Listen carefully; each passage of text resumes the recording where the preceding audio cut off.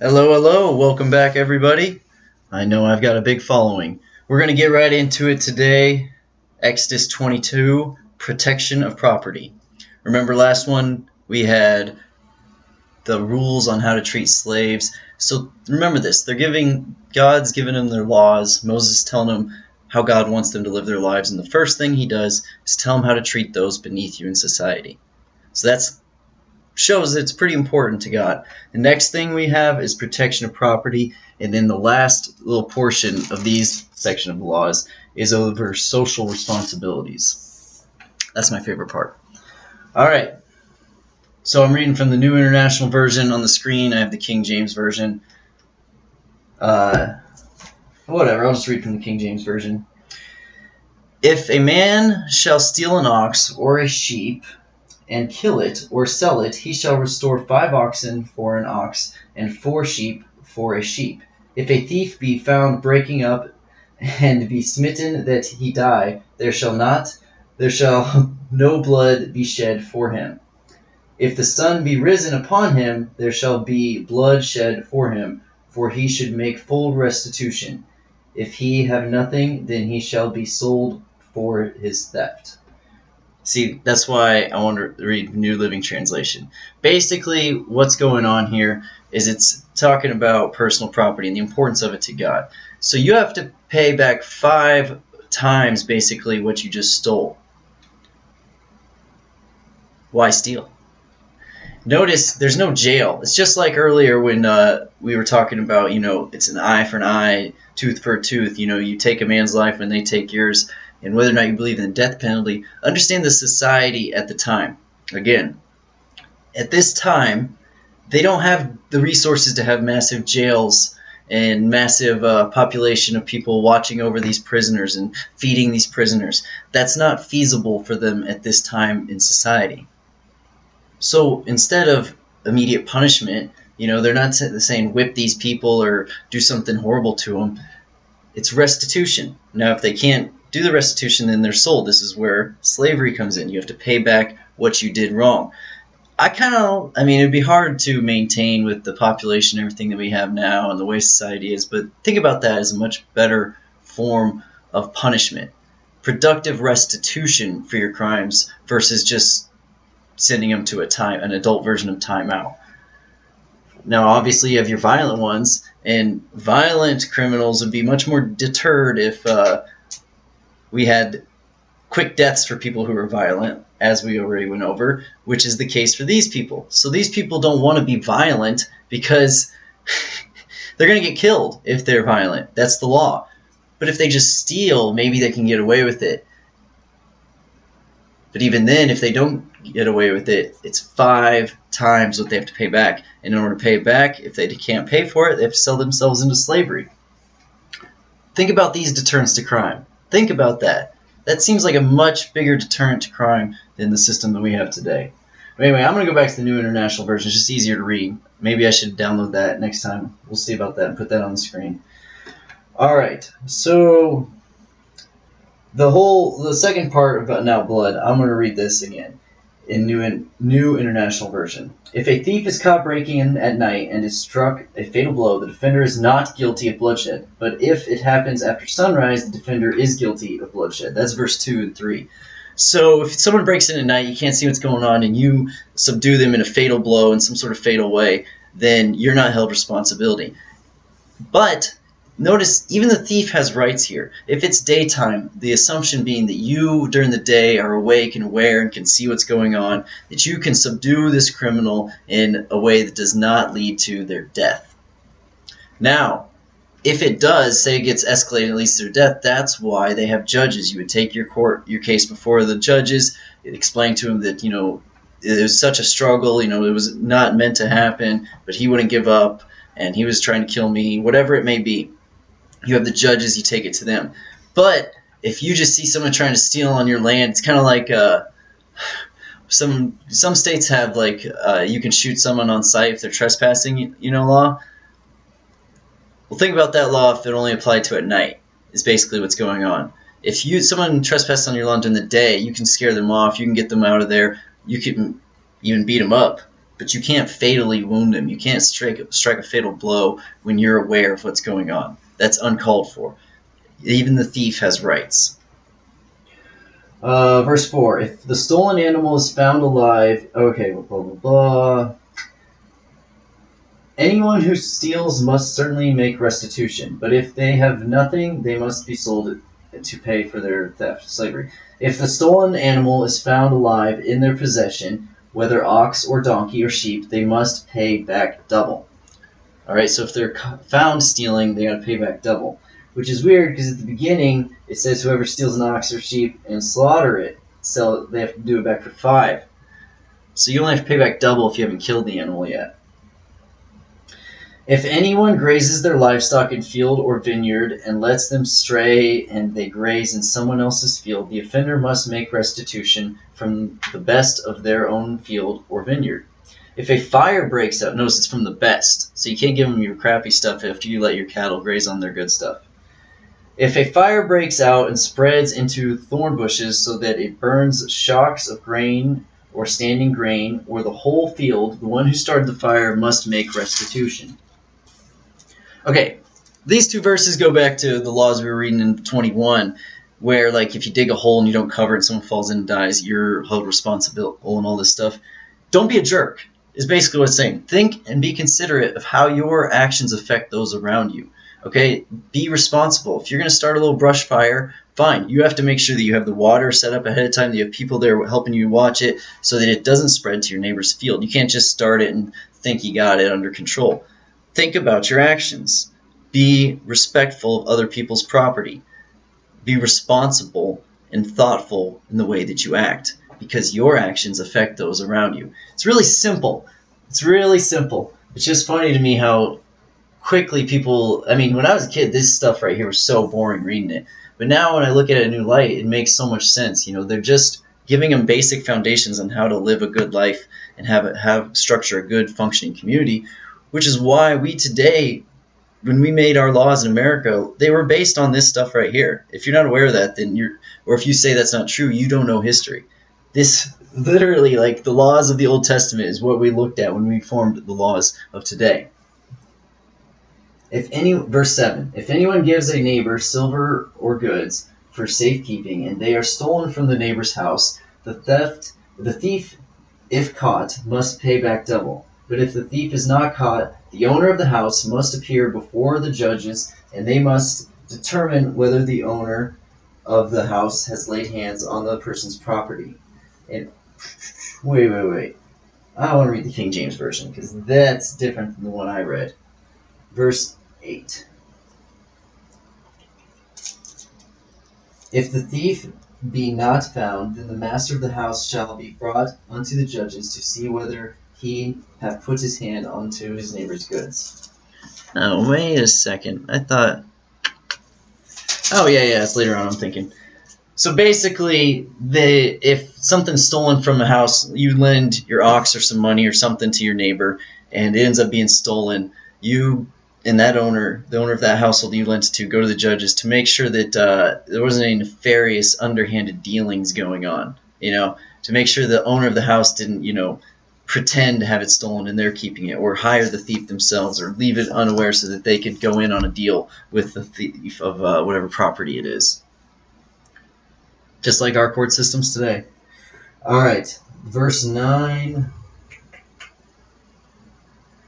In all cases of illegal possession of an ox, or a donkey, or a sheep, a garment, or any other lost property about which somebody says, "This is mine," both parties are to bring their cases before the judges. The one whom the judges declare guilty must pay back double to the other. So they just bear false witness. Notice that's one of the 10 Commandments.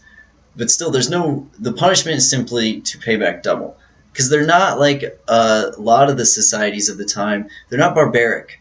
They're not just looking to slaughter. People will read the Bible and say that because of the last section we read where the eye for an eye, tooth for a tooth. Which again, that quote comes from talking about harming unborn babies. Remember that. The eye for an eye, tooth for a tooth quote comes from talking about hurting an unborn baby. Doesn't necessarily, you can say it applies to them talking about full-grown humans, but it comes from a direct quote talking about harming an unborn baby. But they talk about, if you kill someone, you're killed. Or if you hurt someone this way, you're hurting this way. Eye for an eye, sure. But look at right here. None of this stuff is overwhelmingly harsh. If you bear false witness, which is one of the 10 commandments, and lie about a donkey, and you're found guilty, your punishment is to give the donkey back and pay back double. It's not a whipping. It's not ostracism. It's not kicked out of the community. It's not death. It's hey, you got to pay back double because you lied, which is actually one of our 10 commandments given to us specifically from God. Pretty forgiving, I would say.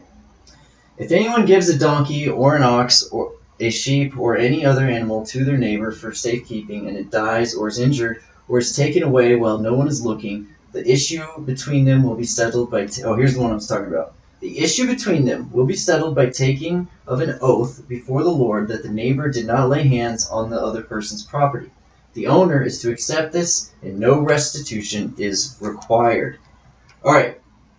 So if you give your animal to your neighbor, and you can apply this to a possession as well, and something happens to it, say your possession is broken or stolen, or your animal is killed by wolves or something, you and that person simply swear before the Lord, take an oath and leave it be. Like, oh man, I swear I didn't mean for this to happen, I'm so sorry. No, it's okay. It's kind of like, you see this all the time. See this all the time in like small towns. People will get into a small minor accident, and neither one of them is going to hold the other one responsible for it. Don't worry about it. We're just glad you're safe. This sort of thing. You see it with neighbors and farmers. Not all the time. Some of them are mean, but a lot of them understand when this person's cow gets into this person's field. They just like, look, we get it. We're good people. I know you didn't mean for this to happen. I forgive you. Let's move on. Let's not let this be a burden to us having a good communal relationship here. Be a good person, right? I just like that one. Like, hey, if something happens, don't hold a grudge, okay? Come before with that person, make an oath, say you're sorry, move on. But, this is verse 12, but if the animal was stolen from the neighbor, restitution must be made to the owner. If it was torn to pieces by a wild animal, the neighbor shall bring in the remains as evidence and shall not be required to pay for the torn animal. Basic laws. I mean, that's simple to understand, I would think. If you did steal it, you have to pay restitution.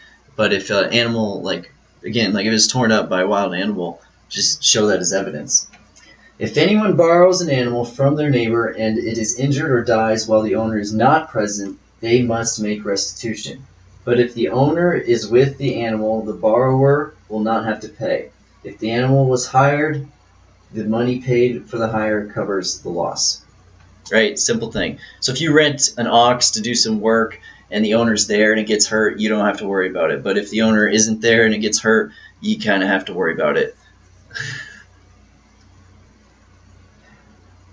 And if you're renting it, the cost of the rent is going to cover the animal. That's the case. But if you're just borrowing it, somebody lent you their ox to do your tilling on your own, and they didn't charge you anything for it, and it dies without the owner of it there, helping you do it, then you have to pay restitution. So try and get their help.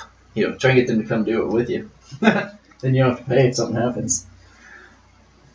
All right, here we go. Social responsibilities.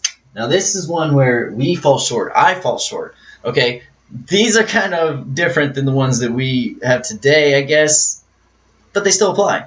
I mean, we may look at them with different words, but they still certainly apply. But let's just get right into it with verse 16. If a man seduces a virgin who is not pledged to be married and sleeps with her, he must pay the bride price, and she shall be his wife.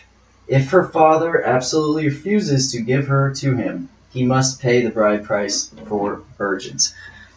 So, and the Hebrew word for entice is like strongly influence with your words, something like that, is basically persuade them. Like if you're an older dude, I guess you don't have to be older, but if you persuade a virgin girl to have sex with you outside of her wedding vows, or not wed, you have to pay the dowry. And if the dad says, okay, now you guys can get married, I mean, the first option and most likely option is that you two would then be married. But if the dad's like, no, I'm not having you marry her, you seduced my daughter and you're not a good guy. You still have to pay the dowry for the bride, and you don't get a bride. So, again, we don't live in such a virtuous society anymore, especially sexually. But I've always said this: you should wait till you're married, and if you can't do that, keep the number of partners you have as low as possible. Hopefully, just one. And be somebody that that person's father and mother would respect. Be good to that person. Don't talk them into sex. Sexual immorality today, we try and twist it and change it from what the Bible is. And that's what I did when I was younger. But it's what the Bible says. Do not be sexually immoral. When I was younger, I made my own morals. And one of them was that I wouldn't, lie to a girl. I wouldn't tell her that I love her or seduce her in any, lie type of way. But I also realized that it's not hard, especially this is when I was young too, but with younger girls, to know what to say to make them feel good. And that's a terrible thing. And sex is supposed to be a connection, a love connection. It is something deeper than just the physical joy of it. And when you make it into just the physical joy, you're missing out on something in life. And it actually leads to depression. It leads to hurt and turmoil and strife and not understanding how to be in a relationship. So don't do it. Be with one person if you can, which you can. Or otherwise, you got to pay the dowry. All right, verse 18. Do not allow a sorceress to live. Gotta love it. I mean, people say what they will about the Bible and how unbelievable it is. But sorcery, whether you believe it or not, people do believe in it. Okay? That's the biggest thing that I'm here at the Enduring Bible website for the commentary because I want to show some of this. If you don't believe in sorcery, fine. If you don't believe in magic, whatever. If you don't believe in witches, that's fine. The Bible says there are those things. If you believe in the supernatural, you have to kind of believe in the evil side of the supernatural. But if you choose not to believe in it, it doesn't really change the fact that people believe in it. We know this today. We know that there are people who follow the occult and believe in it and believe in the power it gives them. Aleister Crowley, Charles Manson. I mean, we know that there are witches, people who claim to be witches today, that can connect with spirits from the other side. Well, they're not, unless they're worshiping God, they're not, if you're not worshiping Yahweh, if you're not worshiping Christ, and you're connecting with spirits from the other side. I mean, this is the whole thing like DMT and ayahuasca that they pushed now, because drugs were strongly connected to sorcery back in the day. And what do they say now? All of the people who take DMT and ayahuasca, they all say the same thing about how they see these elf-like entities that give them secret knowledge. This is literally what they say is going on.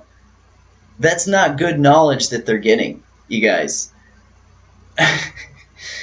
People will call me crazy, but this is provable fact that there are plenty of verifiable sources that talk about, from the people themselves, about many famous people that are great inventors, great minds, who say they got their knowledge from other entities. What Warner von Braun saying they had help with creating rockets from basically entities. Darwin, same thing. Tesla, a lot of commentary about his comments on that he got information from other beings, from entities. I mean, we could go down the list of people who this has happened for. Marx, same thing. Tons of writings about how he got his knowledge on a perfect society from entities. You don't have to believe that that entity exists. That person believed that that entity exists. And whether it was just a manifestation of their imagination is irrelevant, because their imagination is going to do things that, A, aren't holy, because they can't understand the full greatness of the whole world. So you can't come up with a grand plan for society as a human being, because you're not God. Sorry, Marx. And you can't understand the fathom of how things were created, Darwin, because you're just a man. So if this entity came to you and told it, they were telling you a lie, because that wasn't God. That wasn't Christ. And if this knowledge came to you out of your own self-delusional creation of an entity with your own imagination running wild, whatever it might be, because they believe this stuff. The people who take ayahuasca, they believe they're seeing this stuff. You don't have to believe it. They believe that they're seeing it, and they are letting it influence them.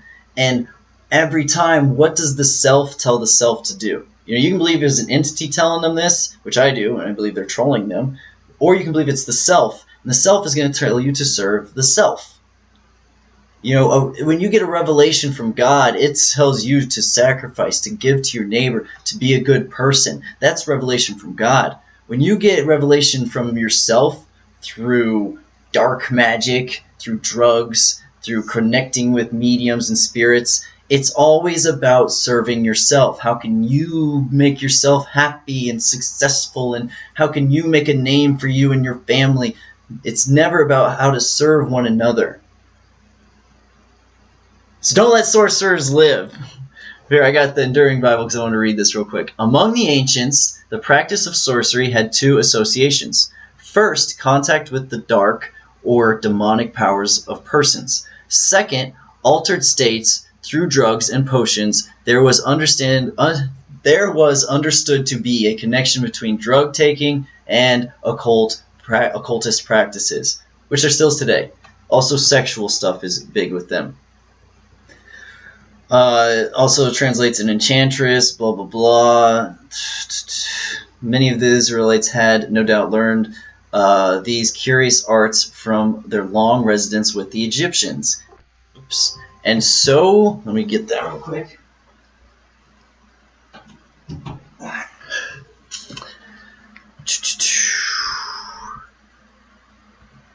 And so much were the Israelites attached to them that we find such arts in repute among them, and various practices of this kind prevailed through the whole of the Jewish history, notwithstanding the offense was capital, and in all cases punished with death. Okay, so they have been in Egypt for 400 years. Picked up on these practices, these dark magics, drug use. That could just be all it is excessive drug use. These Egyptians showed them these drugs, and people want to make it into this. They turn it into the Salem witch hunt. Bad people can take advantage of this and say anyone and everyone is a sorcerer. That's fine. I understand that. I mean, it's not fine, but I get the point there. But to say that there aren't people who do these things, that there's never been peoples who thought that sacrificing children and babies and drinking their blood would somehow appease their gods, to think that that wasn't going on at the time, to think that drug use in order to connect to dead spirits and mediums to give yourself power, you think that wasn't going on, you're ignorant to history. You're ignorant to what was going on around them. And I personally think it was working for a lot of them. It works in the sense that you are given this power because people can't believe the thing that you did. Like in the movie The Usual Suspects, where Kevin Spacey's character, he ends up he's surrounded by all these mafia and people that want to kill him and everything. They got his family, and they're telling him they're going to kill his family if he doesn't give in to their demands. And then he kills his family himself and walks out. So they're all like, whoa. That's the power that you get when you're willing to do these dark things. When you're willing to do these unbelievably wicked things that no one else would think about doing, you're given this power, this aura of oh my gosh, people will fear. So you are in a sense made more powerful. You are in a sense seen as something bigger by some people. I mean, we do see it in the Old Testament though, that a lot of them were straight up frauds. They were con men. Because the witch of Endor who summons Samuel's spirit is freaked out when he shows up. She's surprised when it actually works. Because most of them are just frauds. But that doesn't mean that they're not practicing a wicked thing, because they're causing other people to believe in this magic or fake magic, whatever you want to think. They're causing other people to believe in it because they believe in it. You should not permit a sorceress to live. This was considered a severe enough threat that sorcery was considered a capital crime.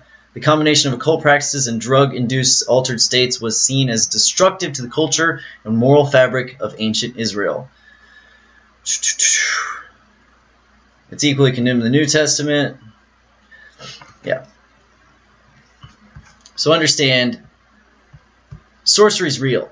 That doesn't necessarily mean that magic, it's real in the sense of like Harry Potter and magic stuff is real. It's real in the sense that people think it's real. And in this dumb world we live in, perception is reality. So if they perceive that doing this wicked thing or that taking this drug is going to give them secret knowledge, they perceive that knowledge to be real.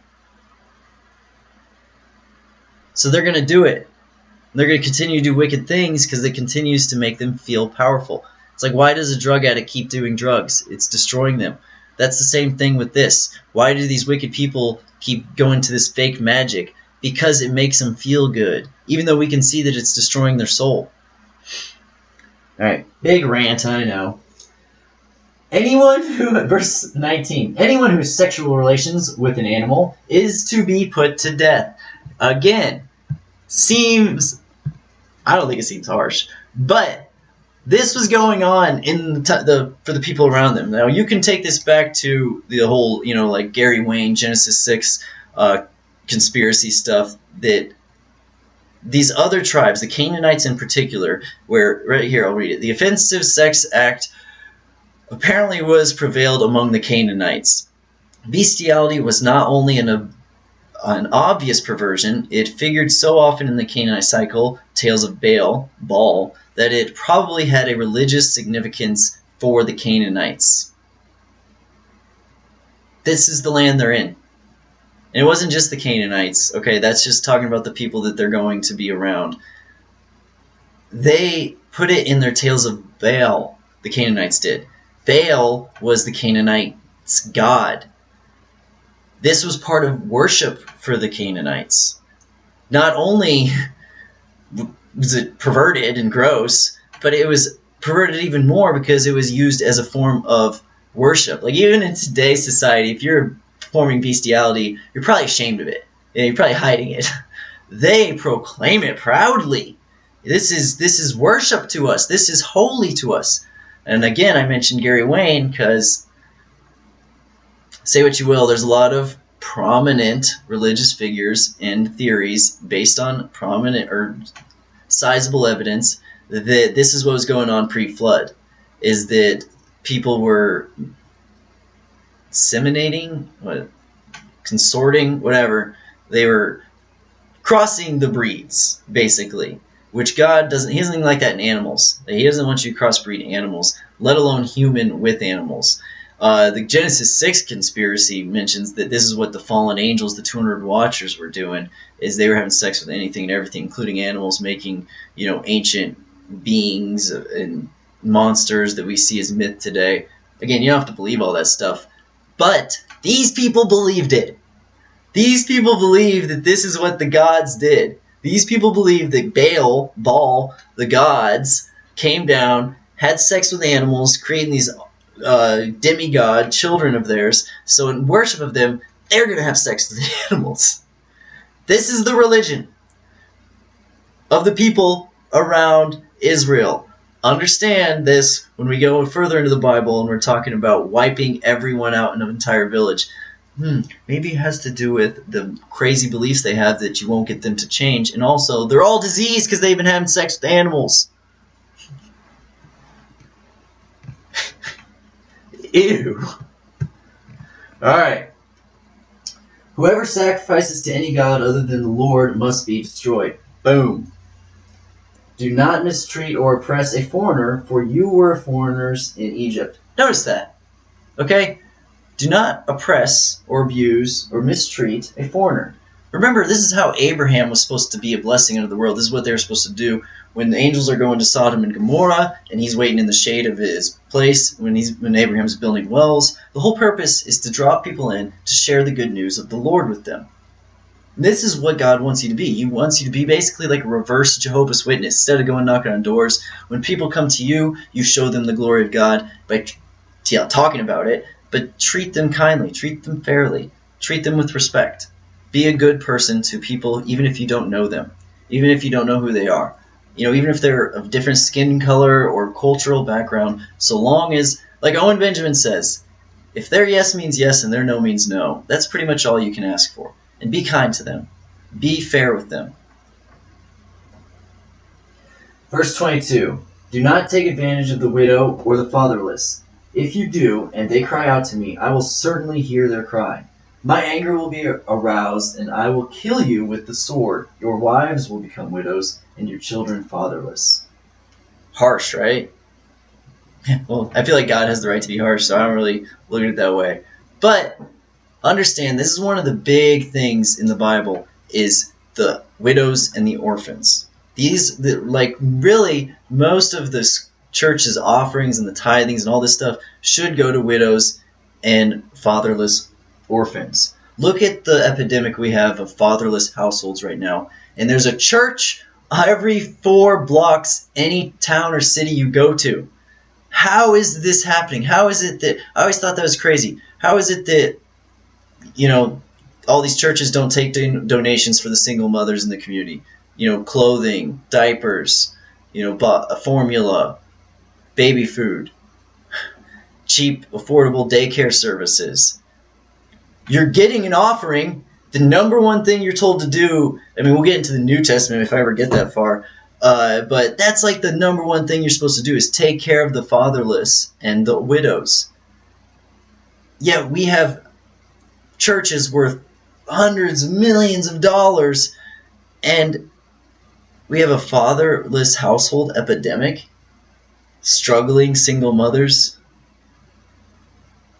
orphanages all over the place with run-down facilities. That's the number one thing we're told to do. God does not like it when you mistreat them. God does not like it when, and it's happened way too many times, people who run orphanages abuse in many ways those children. It's not very looked kindly upon when people take advantage of single mothers, especially single mothers whose husband has died. When you kick a woman out of her house when she can't pay the mortgage after her husband's passed away. Now, I'm not saying you shouldn't have to pay your mortgage, but these are the people that we're supposed to be taking care of. These are the ones that really anger God's justice upon you. You can say that's severe. I say it shows his seriousness for taking care of orphans and widows. All right, if you lend money to one of my people among you who is needy, do not treat it like a business deal. Charge no interest. Okay.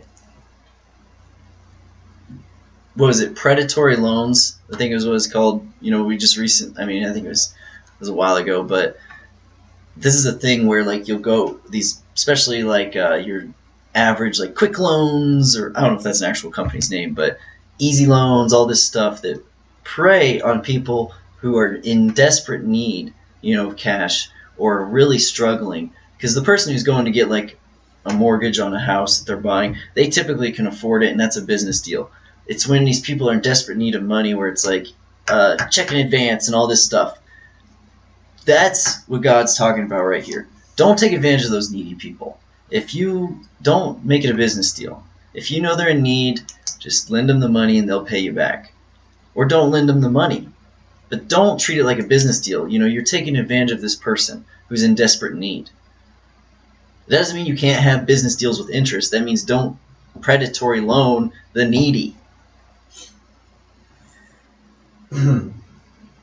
If you take your neighbor's cloak as a pledge, return it by sunset, because the cloak is the only covering your neighbor has. What else can they sleep in? When they cry out to me, I will hear, for I am compassionate. Don't keep stuff there that's lended to you. Do not blaspheme God or curse the ruler of your people. Don't curse the ruler of your people. I won't get into politics.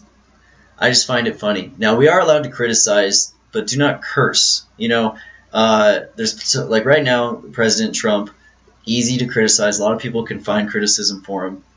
I think it's annoying how often the criticism that they give him is ridiculous when there is valid criticism to give. But it doesn't matter. You criticizing of your leaders is fine. Do not curse your ruler. Don't wish ill upon the person who's leading you. They're leading you. You saw it when Trump got elected, that it wasn't long before people were, wishing him ill will. And I was like, what? He's still your president. Like, that is what you should say. He's still our president. We wish him the best because he's our president. Doesn't mean you can't criticize. But you definitely cannot blaspheme God. Okay? You can't talk crap about God, basically. You can't think that you're above God. You can't tell lies about God. God is God. Make sure you keep God holy. Remember when they had to go see God at Mount Sinai, they had to wash themselves for 2 days to prepare themselves. Keep him holy. If you're trash talking God, you're not keeping it very holy. Do not hold back offerings from your granaries or your vats. So don't, it's obvious. You must give me the firstborn of your sons. Do the same with your cattle and your sheep. Let them stay with their mothers for 7 days, but give them to me on the 8th day. Again, idiots will make the claim that this is a human sacrifice is going on. There's no evidence of that. And later on, earlier, when they talked about sanctifying the firstborn, it's the same thing that I already went over. So before this, they talk about the firstborn, you sanctify them, you dedicate them to God in a non-sacrificial way. Here it's saying, again, the firstborn are mine. The firstborn livestock you sacrifice, and your firstborn sons are mine. Early translations say that it doesn't necessarily say sons, it says your firstborn. And then again in Exodus 34 we'll get to, it talks about with this dedication, sanctification of your firstborn, you have to bring something to redeem them. Like you bring a lamb or something, because you actually sacrifice the lamb. Some people even use money. The whole point of this firstborn thing and why it's important is so that people, if you dedicate your firstborn to the Lord, you make sure you teach them about the Lord, you make sure you show them God's law, they live by God's law, they find understanding in God, they study the scriptures, that person is going to be able to continue the knowledge and carry it on to the next generation, the next generation, the next generation. It's keeping the knowledge alive, the tradition, the dedication to the Lord, making sure there's at least one person in each family, at least one, who knows, studies, and is dedicated to the Lord so that they will take it on to the next generation. And if they had done a good job of this, they wouldn't have kept falling away from God so much, forgetting his law or ignoring his law. Because you have to, and the firstborn is seen as like the inheritor. They're going to be the one who takes over for the family after the father dies. So what better person to have dedicated to the knowledge and understanding and following of God's law than the person who's going to be the clan leader of that family? So people who will say that means sacrifice, they clearly didn't read the entire book of Exodus, and they clearly didn't study what the Hebrew translations mean. But it even says like the word that's used here in Hebrew is never really referred to as sacrifice in any other way. Like the specific word that's used for sacrificing, like killing of an animal for God, is different than the word that's used for the children. And that's from the Torah.com. All right. You are to be my holy people, so do not eat the meat of an animal torn by wild beasts. Throw it to the dogs. That's actually how this one ends. It's kind of funny, I think, to end a chapter right there, but they didn't really write these in chapters. We broke them into chapters.